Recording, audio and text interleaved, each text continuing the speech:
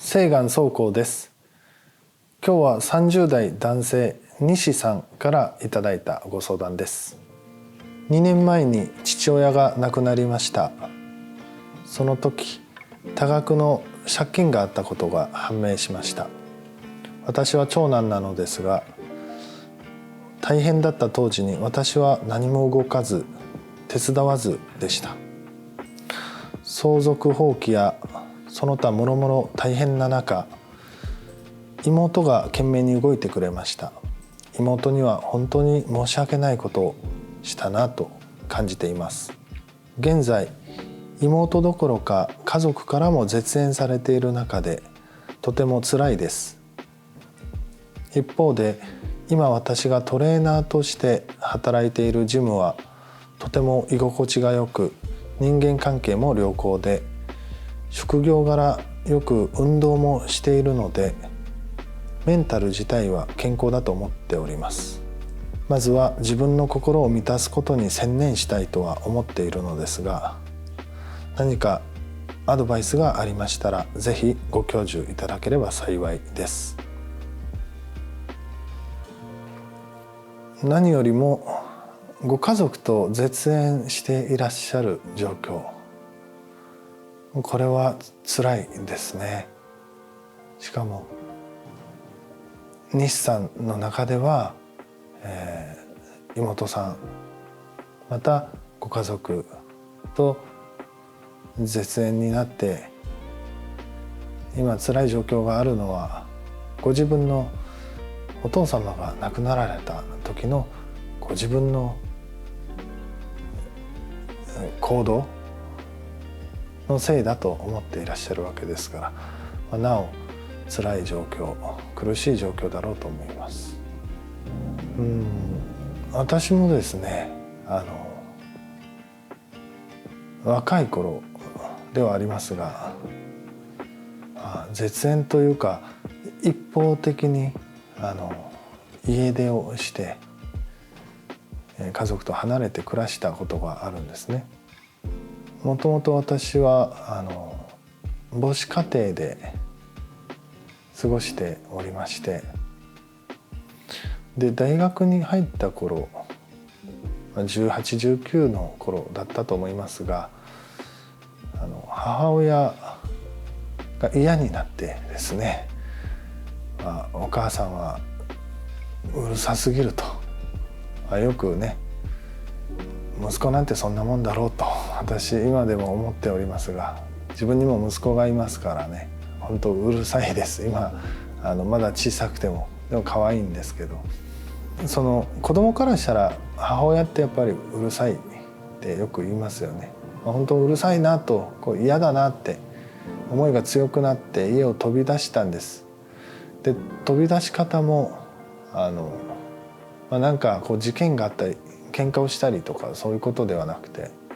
いつも通りに学校に行くような格好で行ってきますで家を出て、そこから2、3年ほど、3年近くあったと思います。一度も連絡もせず顔も見ず家に帰らず暮らしていた時期がありました。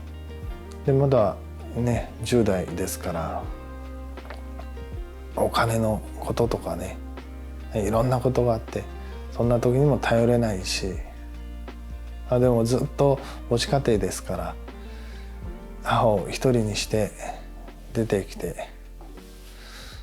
その間自分は楽しみながらごまかし元気に生きてたわけなんですけども、頭の片隅にはずっとやっぱりありましたね。それがとても苦しかったように思います。西さんのご状況ももしかしたら近いんではないかなと思って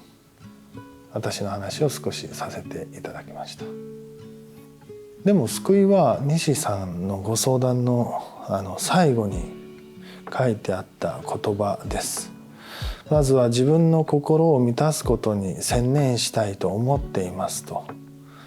いうふうに書いてくださってましたね。これが幸いだなと思いました。やっぱり今辛いと思いますし、そんな中でも職場に恵まれて楽しんでいる自分もいる。でも葛藤がかなり重い。だからこそこうしてお便りをくださったんじゃないかなと思うんですね。私の立場からするとやはりご自分の心を最優先して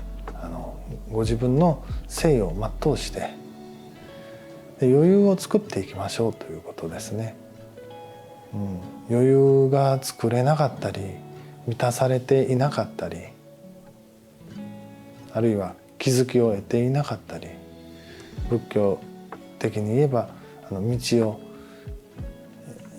歩んでいなかったり、もっと言うと目覚めていなかったり悟っていない人が悟りを、手助けしたり、仏道を歩んでいない人が仏道を説くことはできないというか、説きづらいわけなんですよ。なければ与えられないというシンプルなお話なので、まずはご自分のことを満たしていくっていうのは非常に賛同できますし、ぜひそうしてくださいというふうに思いますね。で、今引っかかりとしてあるのは西さんの過去の行いのことだと思います。それをご自分ですごく気にされていて、何もできなかった自分、何もやらなかった自分をずっと手に持ったまま抱いたまま人生を歩いているんでしょうね。一期一会という言葉をご存知かと思います。一般的には人とのご縁、人生に一度しかないんだから大切にしようよというふうに捉えられることが多いと思いますが、禅の視点からしますともう少し幅が広くてですね、すべての出来事、物事、すべての人々、何もかもがその場その時一度っきりだよということを意味します。とすると過去に何もしなかった自分というのは一度っきりで終わっているとも言えるんですね。その時その場限り。でももっと重要なのはその過去の何もしなかった自分という気持ちを抱いたまま、手に持ったまま今日生きている西さんも一瞬一瞬が一日一日が一期一会なんですね。過去は変えられない、そんなふうによく言われますね。でも過去は意味合いを変えることはできるというふうにもよく言われると思います。禅の視点から見てもそれは本当にそうだなと思うことばかりで、西さん例えば過去のことで苦しんでいらっしゃる中でですね、もう一度じゃあ過去に行ってちょっとだけ生き直して帰ってきてくださいっていうとできませんよね。やり直せないんですよ。当たり前なんですけども。であるいはじゃあいつ家族と縁が戻って幸せな日が来るんだろうかと、未来のことを心配する日もあると思います。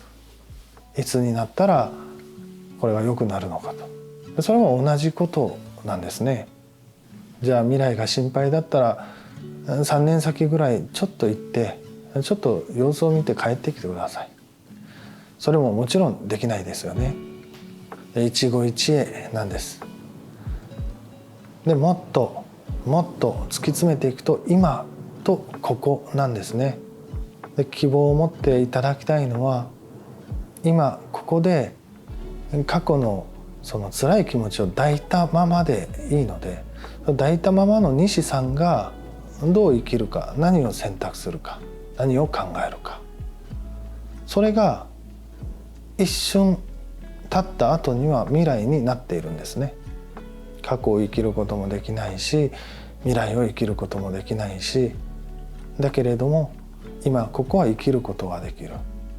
で一瞬一瞬未来がどんどんベルトコンベヤーのように流れてきている。それの連続が人生なんです。ですから過去は抱いたままでいいので、過去を見て悲しんでいては今ここを忠実に誠実に生きることができませんから、今の西さんがしっかりと望むように自分を大切にしながら生きて、でその一瞬一瞬が積み重なって過去になっていくわけですね。で今ここを大切に生き続けた先にいい未来が、望む未来が来るんだろうと思います。できることはそれだけですから、未来のためにできることは今何をするか、どう考えるかで、それが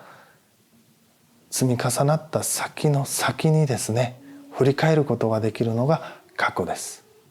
家族ともうまくいってご自身の心も満たされて、ああよかったなって思った時に振り返ると、お父様が亡くなられた時のあの気持ちを抱いて、それでもなお今を大切に生きてきた、そういう西さんの日々は暗いものではないはずです。ですから、西さんがおっしゃった通り、ご自分の心を大切に、そして今ここを誠実に生きていくことを応援したいなと思います。そして最後に、人とのご縁もですね、いろんな出来事も一期一会とお伝えしました。今すぐご家族との関係をどうにかするということは決めなくてもいいと思いますが、もし気持ちが乗るなら、気が進むならご提案してみたいなと思うことがありまして、それは妹様へのお気持ちが非常に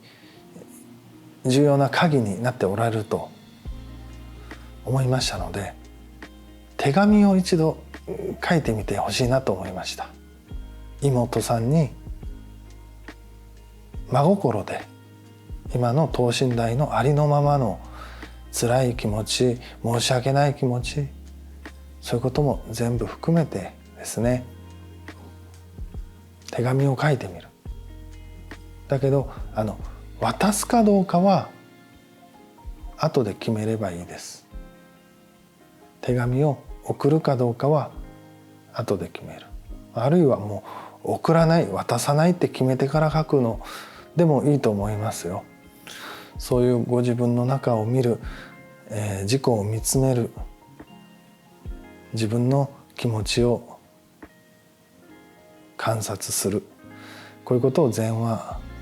本当に大切にします。それが西さんの心の大きな支えになるかもしれませんので、ぜひ気が進むんでありましたら妹さんへの手紙も書いてみてください。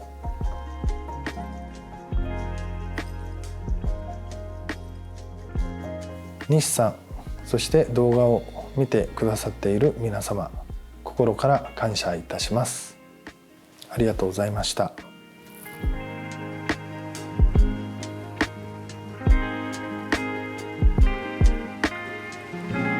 お気づきやご感想があればぜひコメントで教えていただけると嬉しいです。お悩み相談がある方は概要欄にご相談窓口のリンクもございますので、お便りくださいましたら幸いです。